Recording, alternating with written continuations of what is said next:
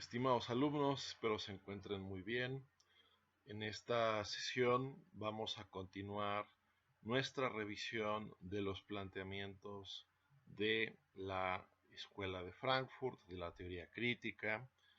La sesión anterior nos centramos principal y preponderantemente en figuras de la primera generación, en concreto en Theodor Adorno y en Max Horkheimer. Estuvimos dando el perfil general intelectual de este movimiento, pues que tuvo su asiento en la ciudad de Frankfurt gracias al mecenas Felix Weil. Se crea el Instituto de Investigación Social, que después tiene que trasladarse a otras locaciones debido a la guerra, y que después, al término de la misma, pues este instituto se reinstala en la Universidad de Frankfurt. Estuvimos hablando del carácter interdisciplinar de estos autores, que a su vez ellos mismos provenían de distintos ámbitos, algunos más próximos a la economía, a la sociología, al psicoanálisis, a la propia filosofía. Y el espíritu de fondo, la idea de fondo, como les decía, era tratar de promover un pensamiento crítico, ¿no? Un pensamiento crítico en esta coordenada, pues delineada por Marx, ¿verdad? De revisar las ideologías, los componentes que de alguna manera alienan a los individuos, determinan su vida en tal o cual dirección, sin que ellos tengan un decir, una pronunciación, un propósito, vaya, definidos por ellos libremente. La teoría crítica busca la emancipación, viendo cómo justamente distintas dinámicas culturales, sociales, etcétera, pues en primer lugar han entronizado la razón subjetiva, la razón con arreglo a fines, tal como la llamaba antes de Horkheimer Max Weber, que genera pues un proceso de tecnificación, de industrialización, donde el ser humano cada vez más se despoja de ciertas categorías, ¿no?, que le permitieran concebirse como un agente pleno, autónomo, libre, ¿no?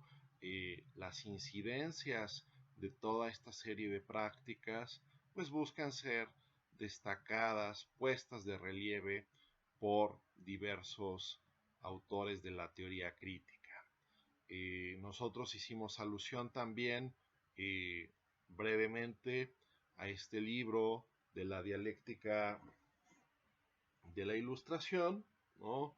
Estoy buscando otro libro que más adelante estaré, ahí está, La dialéctica de la ilustración, que les decía, es un libro que pues nos pone en advertencia sobre cómo el ser humano ha buscado dominarse, ejercer poder, ha buscado ejercer poder sobre sí mismo, sobre los demás y sobre su entorno, ¿no? Teniendo esto como consecuencia, por supuesto, en reiteradas y múltiples ocasiones, un progreso, un avance material, algo tangible a partir de lo cual los seres humanos se pueden sostener, pero dando lugar a dinámicas, a procesos que en potencia pueden convertirse sumamente nocivos y sumamente perjudiciales, ¿no? Yo les ponía el ejemplo, pues, de la investigación genética, ¿no? De cómo, si bien a partir de ello podemos tener una comprensión mucho más Este es un tema que ellos no trataron, ¿no? Pero que sí Habermas tratará más adelante, ¿no? Pero solo para tener algún tipo de ilustración a este respecto, pues la investigación genética podría ser muy provechosa, ventajosa, eh, pero ¿qué pasa si en algún momento entramos en una distopía del tipo Gattaca, otra cuestión de ciencia ficción, donde se predetermine qué rasgos humanos son valiosos, cuáles habría que desechar, qué tipo de aptitudes, cualidades, fisionomía, rasgos serían deseables y cuáles otros habría simplemente que desechar. Podríamos interpretarnos a nosotros mismos de la misma manera sabiendo que somos un producto algo prefabricado, con un diseño semejante al cual se fabrica o se produce un mueble, ¿no? Esos riesgos, esas posibilidades de la técnica nos hacen tener un resquemor respecto de ella, ¿no? También, por supuesto, lo que mencionábamos a partir de este escrito que tuvieron que leer, que pudimos discutir en alguna medida, ahorita quizás diré algunas cosas más, de la educación después de Auschwitz, ¿no? Que ustedes recordarán cómo Adorno puntualiza en ese escrito que el imperativo categórico para épocas subsiguientes debería ser que Auschwitz no se repita, ¿no? eh, y que esto tendría como una especie de prescripción absoluta, porque pues ahí vimos de alguna forma cierto progreso de la razón instrumental que es aterrador, ¿no? Porque nunca hubo antes un método, un plan más eficaz, más eficiente para exterminar un pueblo, una etnia, etcétera, gente de tal filiación religiosa como lo son los judíos. Ese plan, desde un punto de vista estratégico, fue extremadamente eficiente, pero eso no nos dice nada, ¿no? Más bien nos desconcierta, nos horroriza como seres humanos, ¿no? El hecho de que hayamos sido capaces como género, como especie, de en algún momento dado propiciar dicha circunstancia, ¿no? En algún momento, digo, como una referencia adicional, por ejemplo, a Hannah Arendt, eh, le preguntaron que si ella no sentía vergüenza de ser alemana, y a lo que ella respondió que más bien le daba vergüenza ser eh, un ser humano, ¿no? O sea, las consecuencias de Auschwitz para la cultura, de la Shoah, del Holocausto, etcétera, son pues todavía palpables y no podemos sino reflexionar seriamente sobre las posibilidades que tiene el ser humano de destruir su entorno, de aniquilarse como especie, ¿no? Hemos llegado a un momento, como les decía también en el video previo, de que nuestro progreso técnico o tecnológico es tal que hemos llegado al punto de mayor seguridad en el cual sí los, digamos así, las potencias que tuvieran eh, armamento nuclear se decidieran, podrían exterminar por completo a la humanidad de la faz de la Tierra. ¿Es esto progreso? ¿Es esto algo laudable, considerable, estimable por parte de lo que hemos podido encauzar o progresar los seres humanos? Bueno, ese tipo de cosas son las que en el trasfondo están, vamos a decirlo así, considerando estos autores de la Escuela de Frankfurt. Quisiera, antes de pasar al siguiente autor sobre el cual dirigiré mi atención, que sería Jürgen Habermas, quisiera resaltar algunas cosas más de Adorno y Horkheimer para que se entendiera la índole de su propuesta o de, pues sí, las ideas centrales que estos autores tienen, ¿no? Y para ello me serviré de leer algunos pasajes emblemáticos de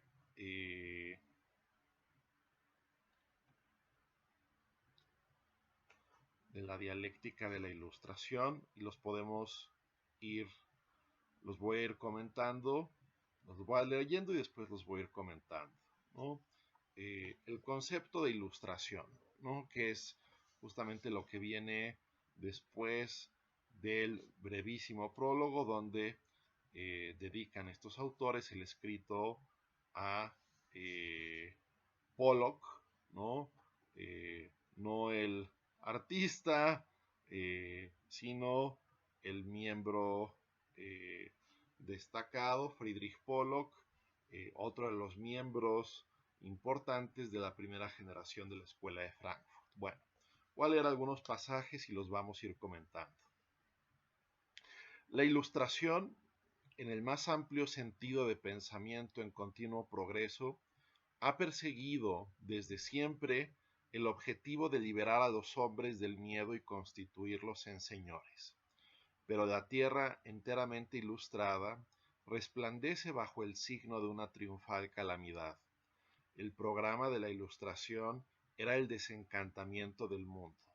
Pretendía disolver los mitos y derrocar la imaginación mediante la ciencia, ¿no? Es decir, ese es como el proyecto general de la ilustración, de acuerdo con estos autores, quitar todo aquello que tuviera un resabio de secreto, de misticismo, hacer, digamos, ha habido como una tendencia íncita en el género humano de escudriñar los secretos más, los arcanos más profundamente inscritos en la naturaleza para el mismo comparecer como amo, señor y dueño de la misma, ¿no? Esa sería como la aspiración fundamental, pero pues esto, por supuesto, trae consigo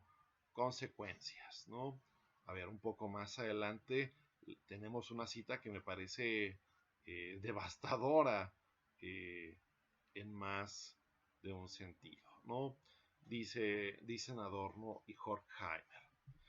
En la autoridad de los conceptos universales, crea un descubrir el miedo a los demonios, con cuyas imágenes los hombres trataban de influir sobre la naturaleza en el ritual mágico. A partir de ahora, la materia debe ser dominada por fin sin la ilusión de fuerzas superiores o inmanentes, de cualidades ocultas. Lo que no se doblega al criterio del cálculo y la utilidad es sospechoso para la ilustración. Que habíamos dicho, la ilustración no es reductible al siglo XVIII, a Le Lumière, the Enlightenment, die Aufklärung, la ilustración, o sea, es todo esto que designamos o asumimos como parte del siglo XVIII, estos autores lo extrapolan y lo proyectan al conjunto de las aspiraciones y los proyectos humanos, ¿no? Entonces, continúo. A partir de ahora la materia debe ser dominada por fin sin la ilusión de fuerzas superiores o inmanentes, de cualidades ocultas. Lo que no se doblega al criterio del cálculo y la utilidad es sospechoso para la ilustración. Y cuando ésta puede desarrollarse sin perturbaciones de coacción externa, entonces no existe ya contención alguna. Sus propias ideas de los derechos humanos corren en ese caso la misma suerte que los viejos universales. Ante cada resistencia espiritual que encuentra, su fuerza no hace sino aumentar, lo cual deriva del hecho de que la ilustración se reconoce a sí misma incluso en los mitos. cualesquiera que sean los mitos que ofrecen resistencia, por el solo hecho de convertirse en argumentos en tal conflicto, esos mitos se adhieren al principio de la racionalidad analítica, que ellos mismos reprochan a la Ilustración. La Ilustración es totalitaria, ¿no? Es decir, aquí la idea de fondo es que las creaciones humanas, ¿no? O sea, por un lado tenemos la naturaleza y por otro lado la cultura, que a su vez pues tiene ámbitos como la religión, el mito, el arte, y pues es parte de una cultura en tanto que no es natural, pues la ciencia, la técnica son partes de la cultura, entendiendo cultura, repito, en un sentido muy específico, ¿no? Como lo que el hombre hace, manufactura, realiza, proyecta, etcétera, ¿no? La idea de estos autores es que gran parte o muchos movimientos en la historia cultural humana han tenido como eje o foco rector tratar de dominar la naturaleza, establecerla bajo parámetros establecerla bajo parámetros rígidos, puntuales, cuantificables, metódicos, y esa ha sido una proyección, de forma tal que incluso los mitos que lo asociamos más con cierta irracionalidad, folclore, imaginación, etcétera, pues en el fondo son también intentos por parte de los seres humanos de dominar aquello que lo circunda, ¿no? Al poner palabras, al establecer relatos, al asignar fuerzas en el cosmos, la explicación ya aspira a una totalidad y ya aspira a un dominio y ya tiene una connotación política, ¿no? Los relatos, las narrativas, no son en ningún sentido ingenuas, no son carentes de valor, por el contrario, ya tienen ciertas prescripciones de lo que vale, lo que no vale, lo conveniente, lo inconveniente, lo bueno y lo malo. Bien, y un poco más adelante, ¿no? Para que se vea un poco como los tránsitos bruscos. Esto es muy interesante de estos autores porque, a ver, están haciendo una crítica social muy aguda, muy pertinente, pero a veces se permiten hacer exageraciones un tanto violentas, ¿no? Eso, para bien o para mal, ya en Habermas, en Karl Otto Appel, los pensadores subsiguientes de la escuela de Frankfurt, pues eso poco a poco va a quedar relegado, ¿no? Eh, pero bueno, ¿no? Quisiera subrayar algo que posiblemente pueda llamar la atención, ¿no? Se dice aquí, la sociedad burguesa se halla dominada por lo equivalente. Ella hace comparable lo heterogéneo, reduciéndolo a grandezas abstractas.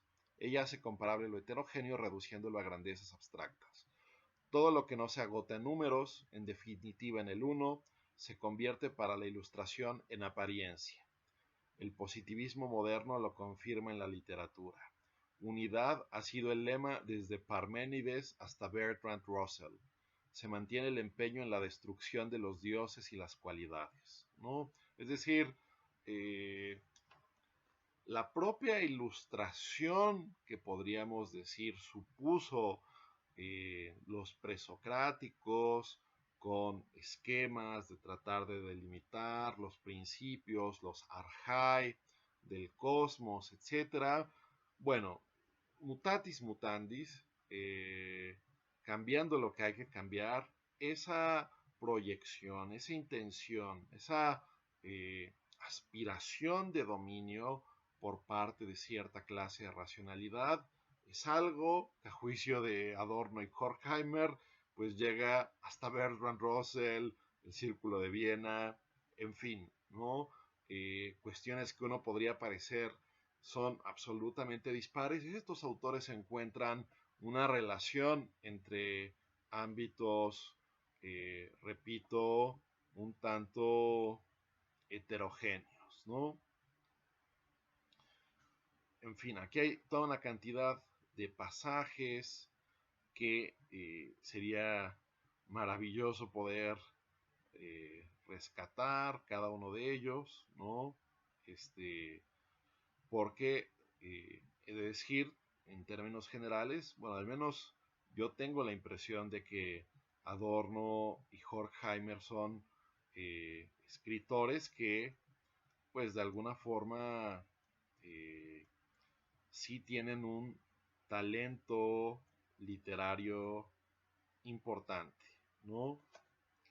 Eh,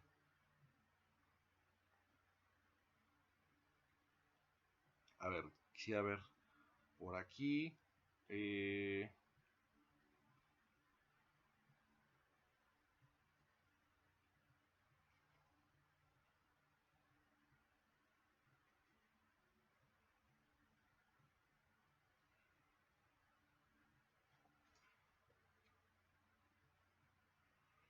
un segundo, por favor.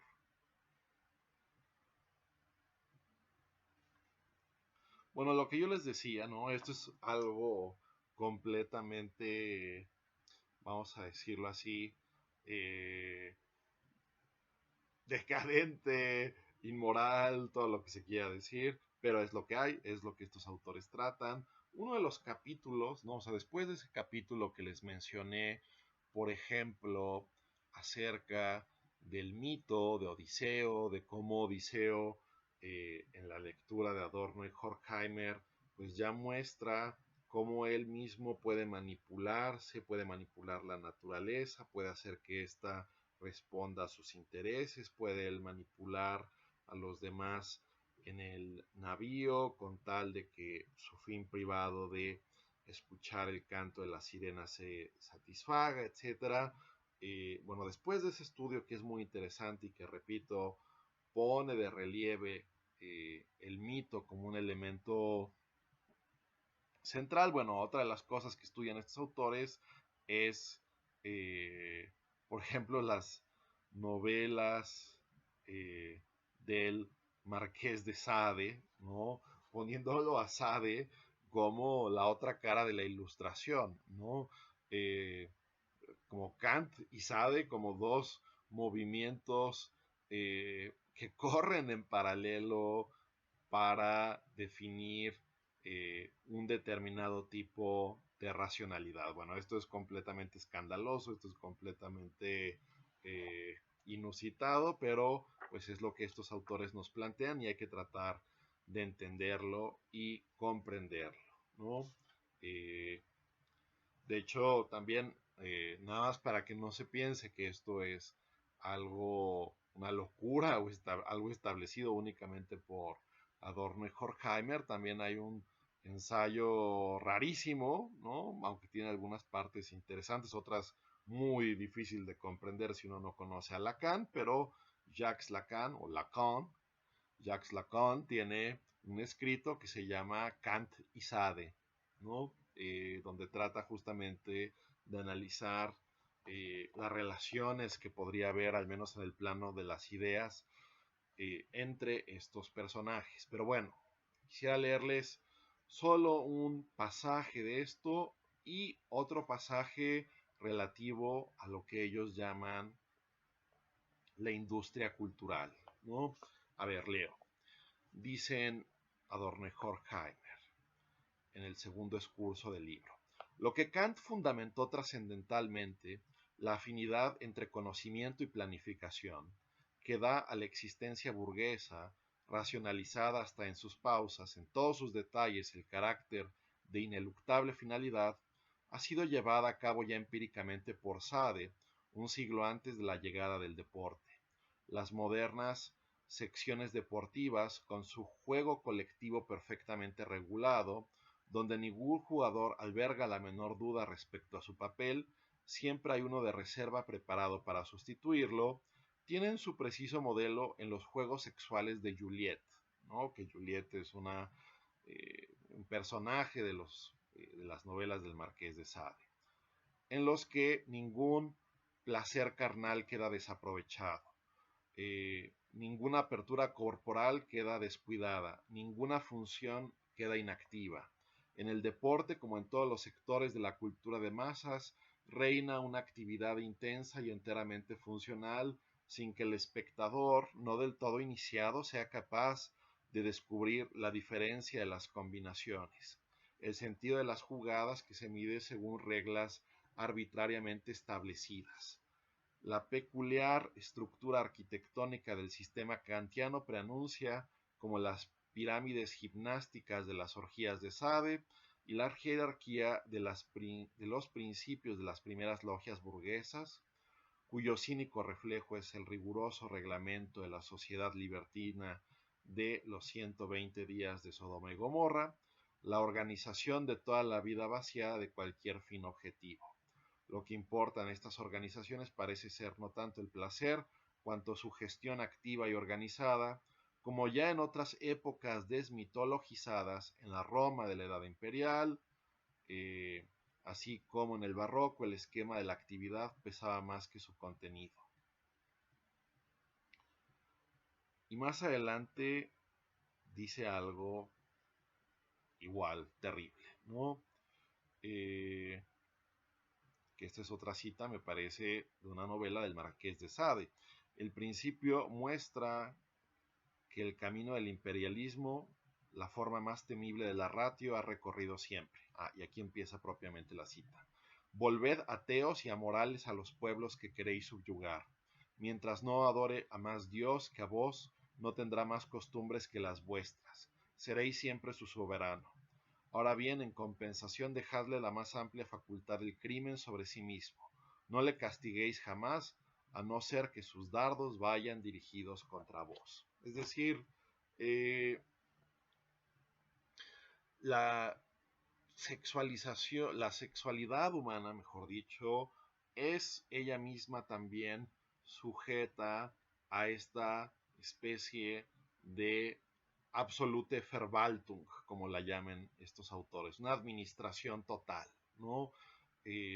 Tal como los individuos buscan de cara a la sociedad administrarse plenamente como sujetos morales con ciertas capacidades, aptitudes, que tienen que comparecer ante los demás, etcétera. En un foro privado, pues sus prácticas sexuales, amorosas, afectivas, quedan a tal punto mecanizadas que la espontaneidad, la apertura, el amor, el cariño, es algo completamente desechado, ¿no? O se tiene esta visión del libertinaje donde los otros solo son medios para el propio placer, o en todo caso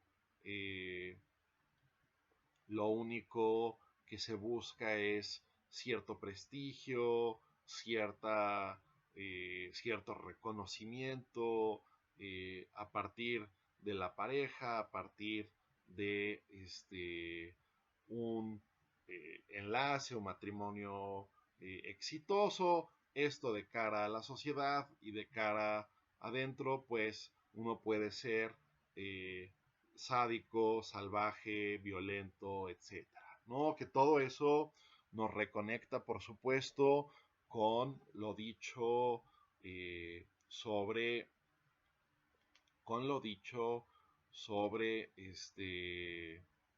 el ensayo sobre la educación y Auschwitz, ¿no? Donde justamente la violencia es una posibilidad recurrente, ¿no? Ciertos estándares, ciertos patrones de violencia se van incuando en la sociedad, ¿no? Que ahí veíamos que Adorno sugería que esto podría ser algo que se diera más en el campo, pero que a su vez esto tenía efectos importantes, por ejemplo, en las masas, en las grandes conglomeraciones, donde no parece que actuemos como individuos, sino que nos dejamos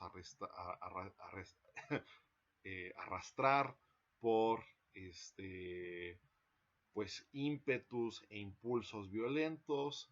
Todo eso está aquí de alguna manera interconectado. Todo esto está aquí interrelacionado para hacer un diagnóstico pues bastante acerbo, agudo, respecto a las posibilidades de la sociedad. Bueno, eh, un último pasaje que me quisiera permitir leer para mostrar como la diversidad de frentes que estos autores estudian, estos autores analizan. Hay otro excurso, el tercer excurso se llama sobre la industria cultural, ¿no?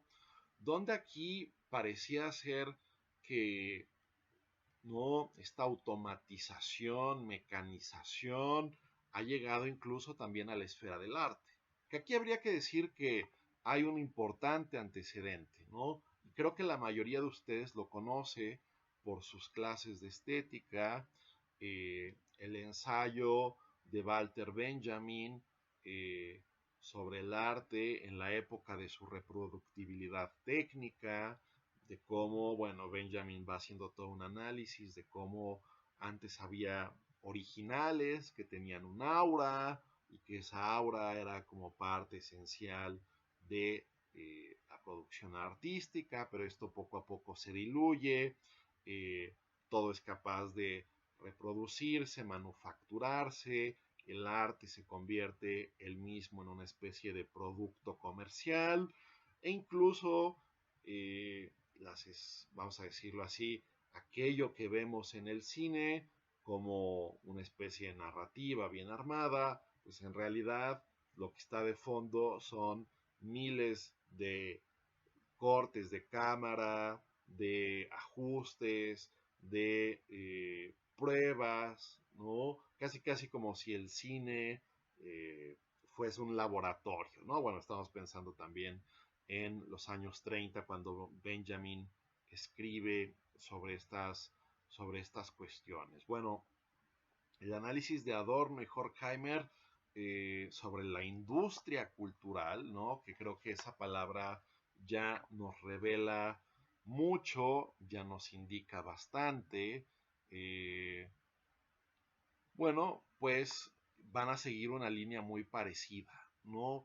De cómo los gustos, las expectativas de las audiencias, aquello que se publicita, aquello que se vende, pues rige o empieza a establecer o empieza a seguir una lógica que poco es la lógica de los propios creadores, artistas, etcétera, que con su inspiración, con su visión tratan de transmitir algo al mundo, sino que esto se ve establecido, ¿no? ¿Qué es arte? Pues desde un punto de vista sociológico, el arte es prácticamente lo que eh, un director, un editor, un productor establecen y ven digno y ven redituable, ¿no? El interés económico ahí se vería puesto en un primerísimo plano, ¿no? Bueno, eh, leo aquí, ¿no? Que es un poco la tematización, repito, de esto de la industria cultural, el título de este excurso de la dialéctica de la ilustración. Confirmar a éste al tiempo que lo componen constituye toda su realidad vital. Se puede siempre captar de inmediato en una película cómo terminará, quién será recompensado, castigado o olvidado.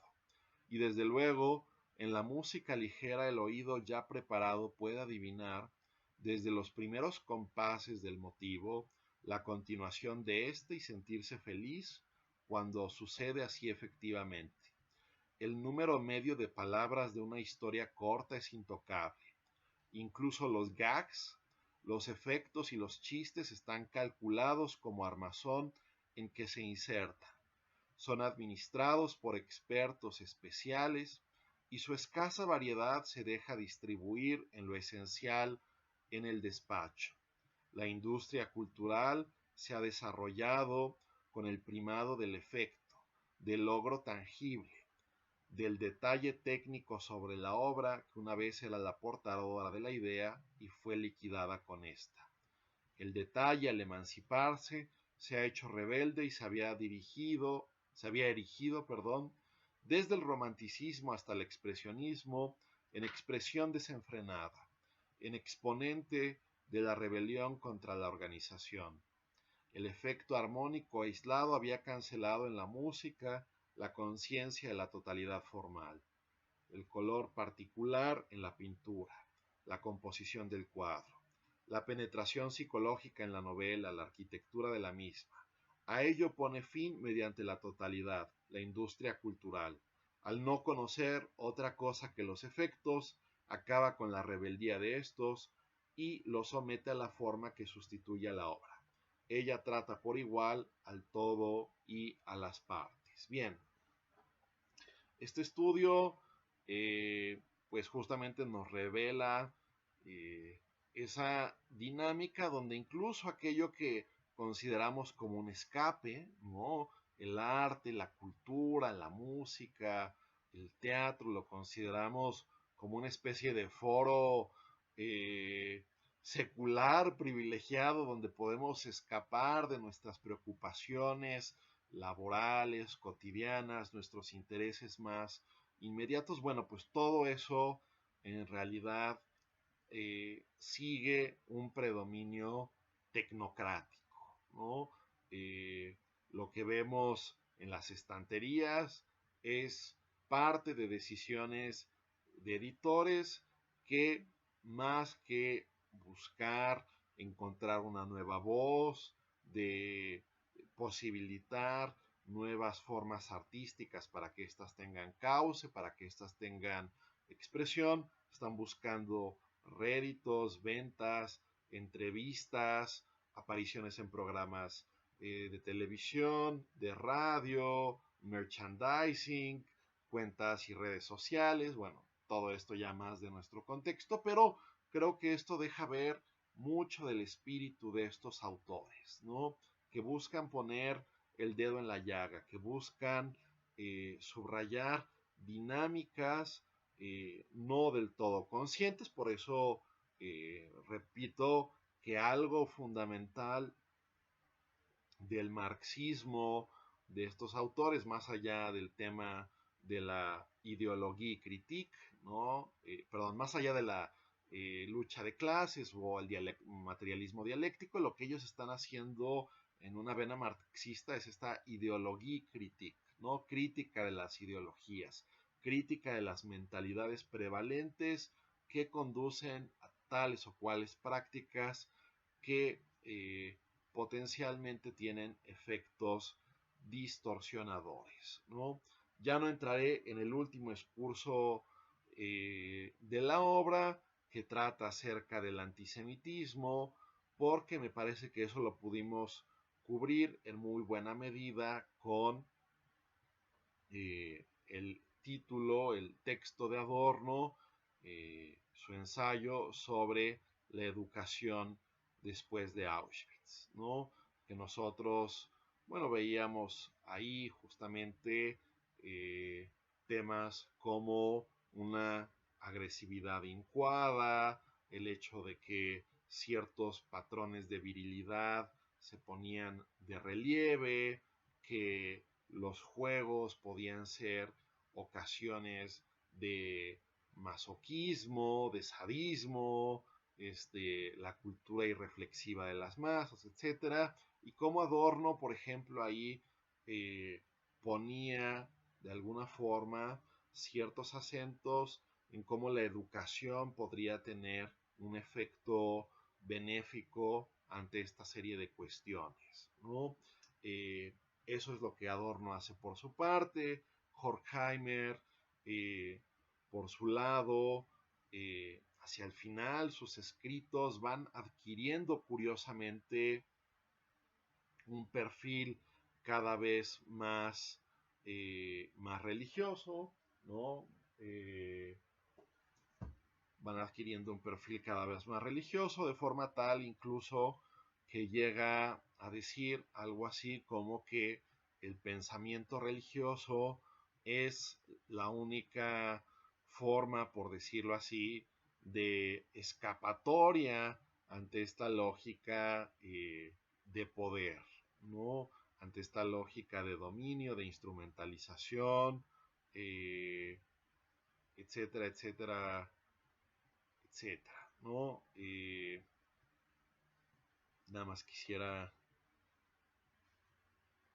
leer un par de escritos, un par de citas en esa tesitura, dos citas brevemente. Aquí se dice, ¿no? La teología, dice Horkheimer en este libro, ¿no? Que es me parece, su obra última más destacada, Anhelo de Justicia. Ahí dice Horkheimer lo siguiente: la teología es la esperanza de que la injusticia que caracteriza al mundo no puede permanecer así, que lo injusto no puede considerarse como la última palabra, ¿no? Y bueno, a ver, aquí respecto a un comentario, eso fue una cita textual de Adorno, pero de Horkheimer, perdón, me corrijo, una cita textual de Horkheimer en Anhelo de la Justicia, pero aquí eh, una comentadora nos sugiere lo siguiente, ¿no? Horkheimer considera que el pensamiento moderno, caracterizado por filósofos como Descartes, Leibniz y Kant, intenta legitimar los más altos principios religiosos por medio de la razón. Sin embargo, esto implicaría que dicha legitimación se aleje del mismo sentido de la religión. Se corre el riesgo de que la moral se convierta en un simple amor racional y neutral al prójimo y que la religión pase a ser una mera convención. En definitiva, lo divino solo se manifiesta en la comunidad de los hombres, en su entorno y en su relación. Incluso parece superada la cuestión de que existe un Dios independiente de la sociedad, ¿no? Es decir, aquí podemos incluso hacer cierto paralelismo, aunque creo que no hay una conexión directa entre estos autores.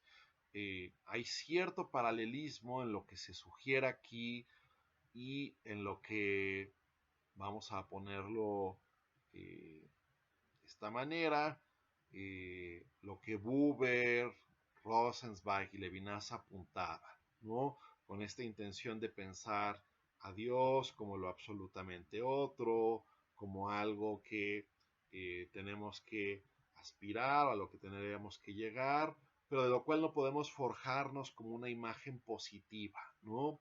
Que eso sería como el riesgo de cosificarlo, de ontologizarlo, de objetivarlo, reificarlo. Eso sería una tentación a evitar de acuerdo con pues estas alas de autores judíos. Bueno, algunos abiertamente religiosos como Buber, Rosenzweig, Levinas, y otros con una ascendencia judía, pero que nos están diciendo algo así como que la razón instrumental es capaz de apoderarse, poner todo bajo su dominio, su lógica, y lo único que nos da un anhelo de justicia es la posibilidad de un ser que repare el mal en el mundo, ¿no? Pero esa posibilidad la entrevemos mucho más a partir de las escrituras, a partir de los textos sagrados, que a partir de lo dicho, propuesto por filósofos, que al final del día con su propuesta secularizante podrían hacer de la religión nada más que pura moral pública, ¿no? Eso sería como una crítica o un punto ahí de consideración. Les voy a leer un par de citas más de Horkheimer. 3 citas breves y las comento. Dice Horkheimer, ¿no? Cuando la tradición, las categorías religiosas, en especial la justicia y la bondad de Dios, ya no se presentan como dogmas, como verdad absoluta, sino como el anhelo de aquellos que son capaces de sentir verdadera tristeza, precisamente porque las doctrinas no pueden ser demostradas y entrañan la duda, puede conservarse en forma adecuada la mentalidad teológica, al menos la base misma, ¿no? Es decir, cuando las categorías religiosas ya no se presentan como dogmas, como verdad absolutas, sino como anhelo de aquellos que son capaces de sentir verdadera tristeza, ¿no? Entonces, en última instancia, la religión como una especie de aliciente para, pues, eh, sobrellevar, cargar a cuestas los males del mundo y hacer una apuesta de sentido, ¿no? Pero una apuesta que a su vez no va a poder descansar propiamente en cuestiones dogmáticas rígidas. Leo otras dos cosas más eh, de Horkheimer. Dado que la verdad última que ha de encontrar su expresión en la religión no entra en el lenguaje humano y en el mundo de los conceptos humanos, solo podemos hablar de religión cuando comprobamos que la realidad que conocemos no es la realidad última. No podemos indicar lo que es lo absoluto y en qué consiste, ¿no? Que ahí sería, a su entender, una especie de crítica al tema hegeliano, ¿no? Que a mí me parece, bueno, ya ni lo voy a decir, ¿no? Acerca de si esto de absoluto cómo se entiende, pero lo que ellos están diciendo es esto, ¿no? Que Dios pues no ha de reificarse, objetivarse, cosificarse, tenemos más bien un anhelo, una propensión, una idea de que las cosas o infortunios, los males en este mundo no pueden tener la última palabra, pero este anhelo solo puede ser una especie de motor, un bálsamo que nos ayuda a vivir, porque, vuelvo a decir, vuelvo a citar, no podemos indicar eh, lo que es lo absoluto y en qué consiste, ¿no? Por tanto, no se admite una visión de Dios como dogma, sino únicamente como anhelo. Nuevamente, otra cita textual. Dios como dogma positivo actúa como un factor separador. En cambio, el anhelo de que la realidad del mundo, con todos sus errores, no sea algo definitivo, une entre sí a todas las personas que no pueden ni quieren conformarse con las injusticias de este mundo. Bien, eh, entonces, eh, ¿qué podemos decir un poco para cerrar la presentación de estos, para cerrar la presentación de estos autores? Bueno, pues resulta claro que ellos al final del día hacen una crítica, un análisis muy profundo, muy agudo de distintas dinámicas sociales, técnicas, culturales, eh, pero de alguna forma el carácter propositivo de cómo solucionar estos males, estas adversidades, queda un tanto en entredicho, ¿no? Eh, Queda un tanto tambaleante. Y es en ese sentido que los siguientes autores o los siguientes grandes representantes de la Escuela de Frankfurt van a tratar de presentar una visión mucho más constructiva, propositiva, que sigue identificando los núcleos, las problemáticas, pues ya discutidas por sus antecesores, pero repito, el carácter, la índole de las siguientes teorías por parte de los más insignes representantes de la Escuela de Frankfurt, pues va a tener un tono menos apocalíptico, ¿no? Más afable, más positivo, aunque por supuesto sin dejar de indicar cuestiones muy, muy puntuales, ¿no? Los dos siguientes autores muy destacados en términos de generaciones, porque ese es como, hablo de generaciones porque eso es como la forma más común que se ha tenido para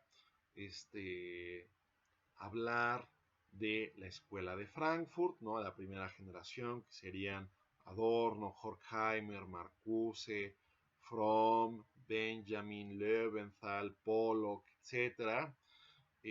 La segunda estaría sobre todo caracterizada por dos figuras, eh, Karl Otto Appel y, en quien me centraré más, Jürgen Habermas. Y la tercera, que no sé si dé tiempo de decir algo o no, ya veremos eso en un futuro video, si da posibilidad de ahondar un poco en esto o no, pero tendríamos también una tercera generación encabezada o puesta pues en un primer plano por eh, Axel Honneth, ¿no? Rachel Jaegi, Rainer Forst, autores contemporáneos, ¿no? Autores que siguen teniendo una gran producción filosófica, aunque bueno, Habermas es también un autor que a sus 90 años, hace un par de meses, acababa de publicar dos libros gigantescos, ¿no? Entonces es un hombre, es una figura altamente productiva. Pero bueno, eh, cabe señalar, cabe destacar que ciertamente no me dará tiempo de hacer una reconstrucción pormenorizada de todos los aspectos de su pensamiento, solo quisiera ir apuntalando algunas cuestiones. Si me da tiempo, de acuerdo con las extensiones normales o habituales de este video, veré si ya puedo entrar en detalle o si solo daré este panorama general. Bueno, Habermas nace en 1929. Es un autor, bueno, es una persona que vivió los horrores de la Segunda Guerra Mundial. De hecho, fue forzado a participar ya en los albores, en el término de la guerra, en el frente de batalla en el Tercer Reich, algo que siempre le causó un grandísimo pesar. Estamos hablando de alguien de 15 años, alguien que en definitiva no tenía una concepción clara, distinta de los asuntos, de la situación, y que más bien por alguna clase de presión, por alguna clase de situación en el entorno se vio orillado a esto, y justamente esa experiencia tan devastadora o tan desgarrante pues lo motivó a pensar sobre temáticas políticas y sociales en el resto pues de sus estudios y después perfilando una trayectoria académica. Hay que decir que Habermas comienza en un primer momento estudiando en la Universidad de Bonn. Ahí hace su doctorado sobre el concepto, la noción de absoluto en Schelling, un título que por lo demás es prácticamente inconseguible, y al parecer el propio Habermas no ha dado nunca mucho pie a que ese texto se reedite, pero pues sus obras más tempranas o iniciales pues ya claramente se van perfilando eh, en los intereses, después de esa tesis de doctorado, se van perfilando en los intereses pues más propios o sí, más distintivos de la escuela de Frankfurt, ¿no? Donde después él mismo habrá de estudiar, donde habrá de ejercer como asistente de Adorno y Horkheimer. Eso le permite una familiaridad con sus teorías, ¿no? Los primeros escritos de Habermas son, por ejemplo, Historia y Crítica de la Opinión Pública, que ese es un estudio fantástico, fabuloso, a mi entender es de los que más me gustan de Habermas, porque va reconstruyendo un tanto histórica o sociológicamente cómo van surgiendo espacios públicos de discusión, cafés literarios, asambleas, foros políticos y después cómo esto va escalando y se va generando algo así como una esfera pública de discusión que puede ser justamente una especie de contrapeso ante pues los poderes fácticos, las instituciones, etcétera, y que la opinión pública y la esfera pública serían modos de corregir esto, ¿no? Aquí voy a hacer referencia a algo biográfico en Habermas, ¿no? Pero que me parece, digo, eso es una cuestión delicada, ¿no? Pero creo que ayuda a entender por qué mucho de su interés del lenguaje o de la comunicación. Habermas nació con pues sí, con el tema del labio leporino, tuvo que ser operado, tuvo que someterse a una cirugía para corregir esto, eh, sus posibilidades de hablar siempre fueron un poco mermadas, no obstante, para ello, pero justamente por eso, ¿no? Y creo que esto habla de un gran talante, de un gran ímpetu como filósofo, pues su interés principal era comunicarse, ¿no? Darse a entender y subrayar la importancia de la comunicación y de poner actores, vamos a decirlo así, desventajados o desfavorecidos, como gente que pudiera articular o pronunciar discurso, dar su opinión, dar su, vamos a decirlo así, visión o percepción particular de las cosas. Pero bueno, entonces, esa obra, si tienen oportunidad de verla, es muy interesante y repito, históricamente o sociológicamente muy relevante porque pone datos curiosos bueno, a mí en particular lo que más me llamaba la atención era un estudio muy, muy detallado de cómo surgen cafés y círculos literarios, ¿no? Habla con mucho detalle de este círculo de el romanticismo, de Madame Stahl, ¿no? Y de cómo se empiezan a congregar los románticos, hablar primero de literatura, pero poco a poco después de política, y bueno, la discusión de la política en un espacio cada vez más amplio era lo que a Habermas le interesaba, ¿no?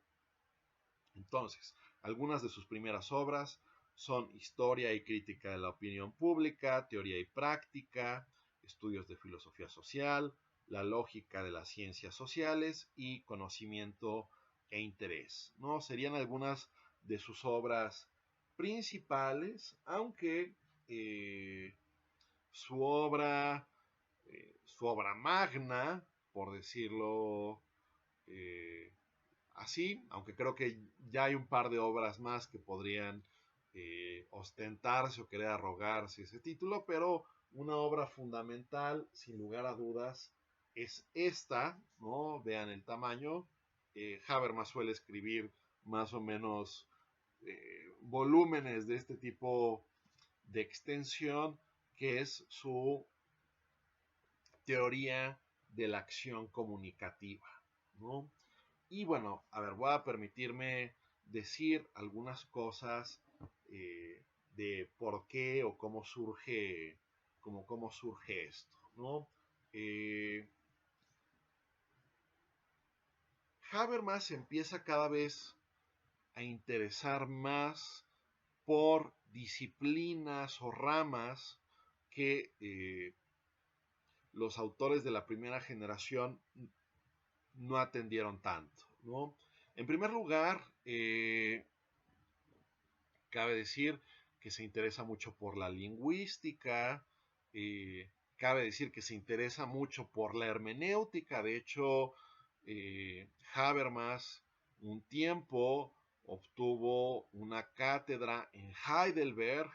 eh, Creo que fue primero asistente un tiempo muy breve de Gadamer y después ya consolidó su propia cátedra, ¿no? Después de haber estado en Frankfurt.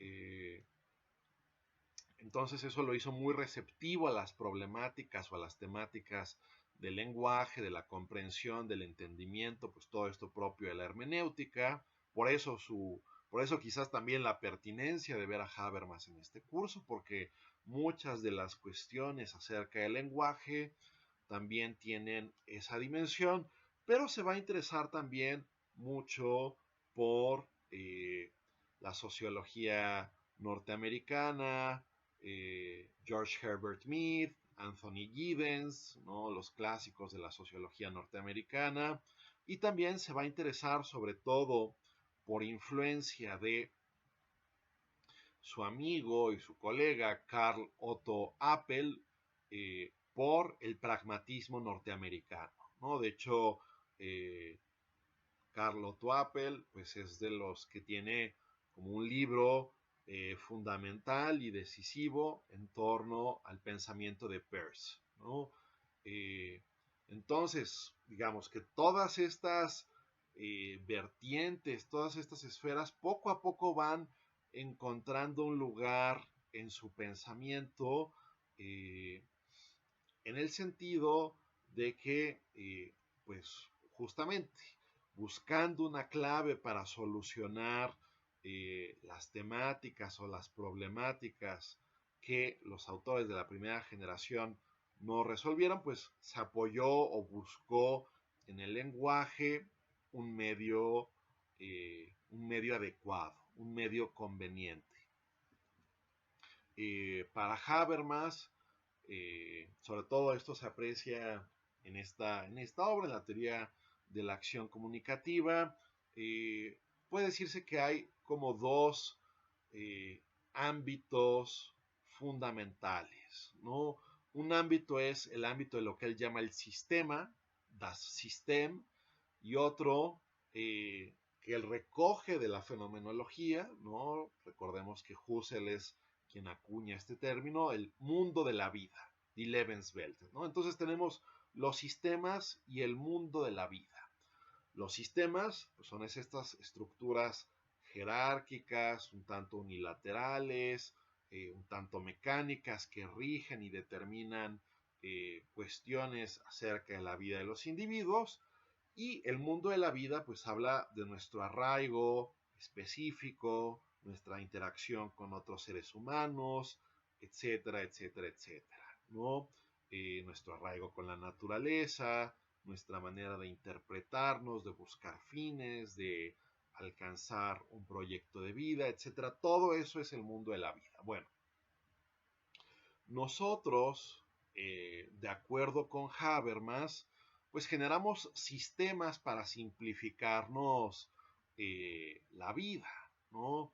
Y ahí también un poco entra en discusión Habermas o se apoya un poco en la teoría, en el gran teórico de los sistemas de la sociología alemana, que es un señor llamado Niklas Luhmann, ¿no? Luhmann, Niklas Luhmann. Bueno, eh, los sistemas, ¿no? Ya sea el sistema legislativo, político, cultural, religioso, todo eso funciona bajo cierto criterio como un sistema, ¿no? Y los sistemas en principio estarían destinados a facilitarnos, vamos a decirlo así, a mejorar nuestras vidas, a simplificarnos las cosas, pero ¿qué pasa? ¿No?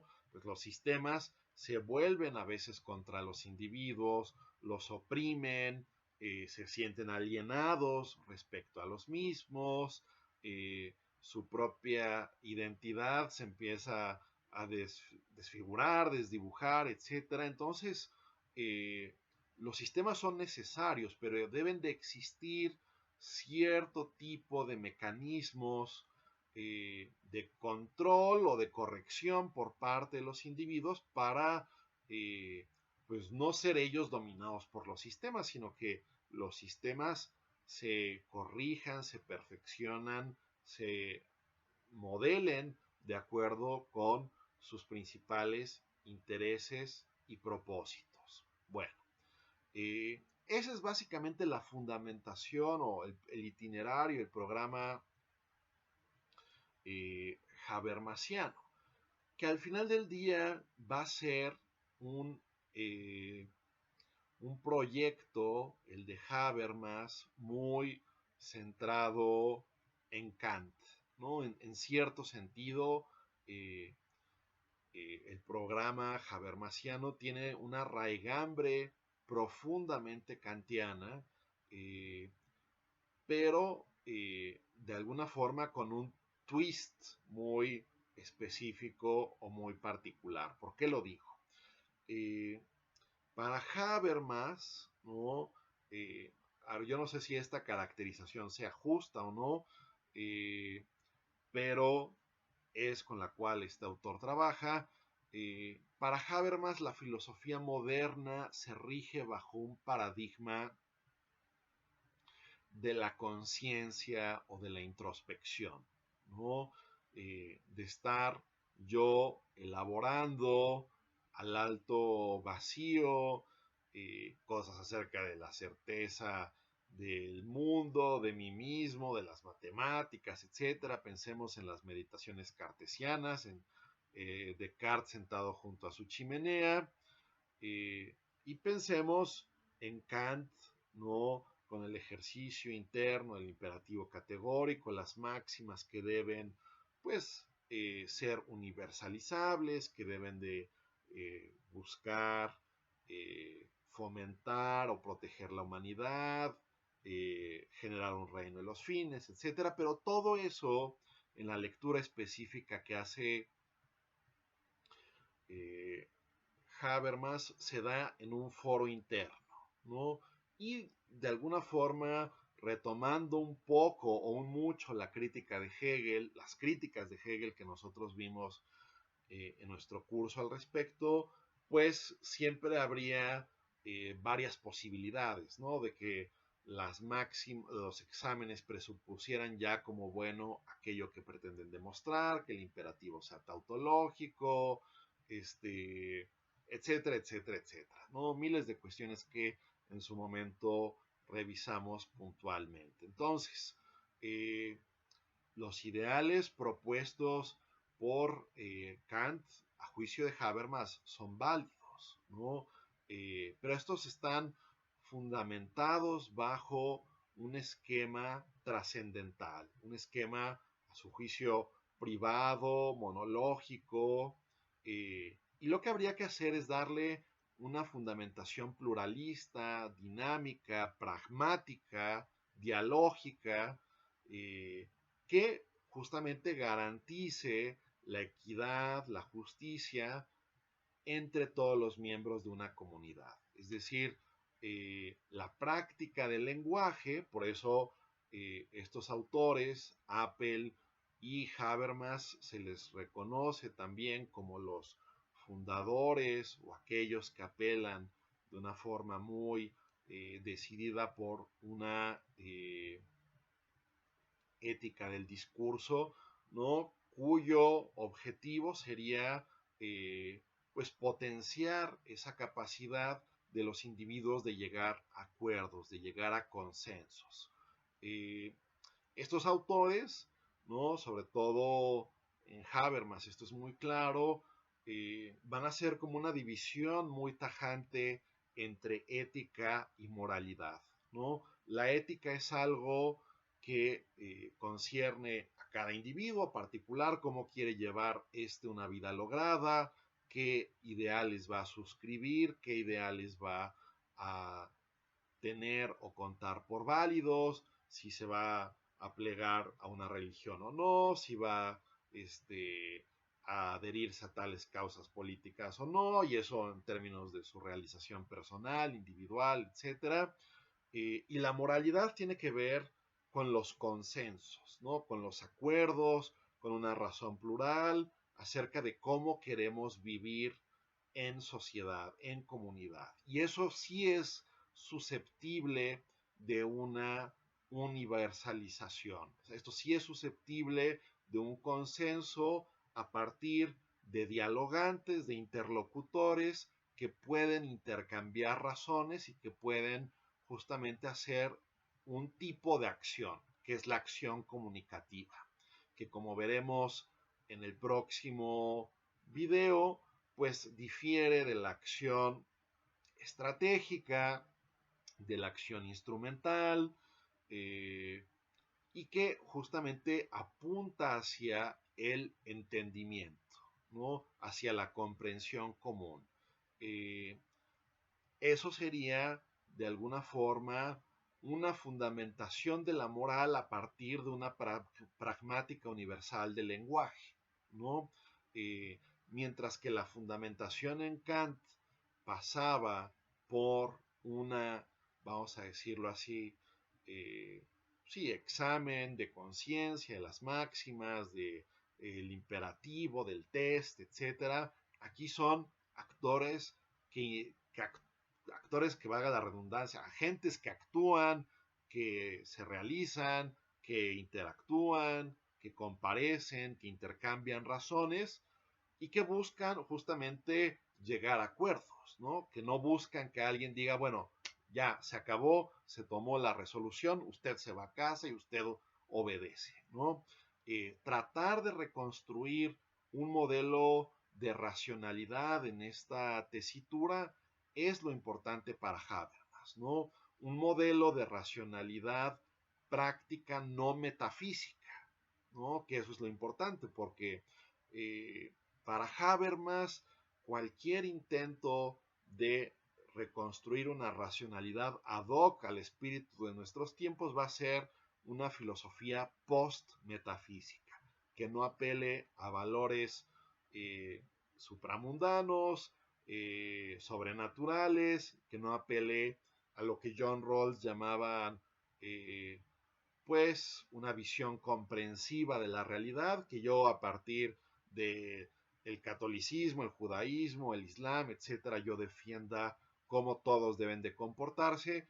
A ver, esas son en cierto sentido visiones metafísicas que en el discurso, en el ámbito público, no pueden aspirar a ser asentidas o convalidadas por todos, ¿no?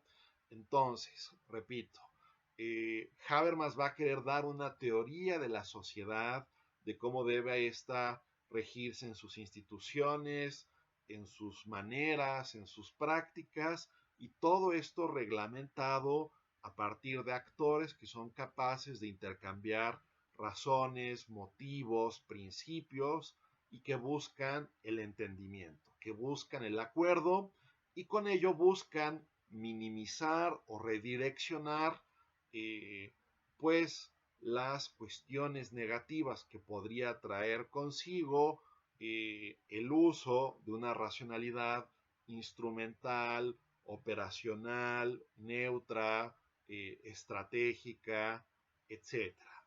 ¿Cuáles son, digámoslo así, los principios que rigen esta pragmática universal del lenguaje, que rigen las formas de entendimiento en la esfera pública de cara a llegar a acuerdos, de cara a modificar los sistemas, de cara a robustecer el mundo de la vida? Bueno, pues esas cuestiones serán las que me ocupen en el siguiente video.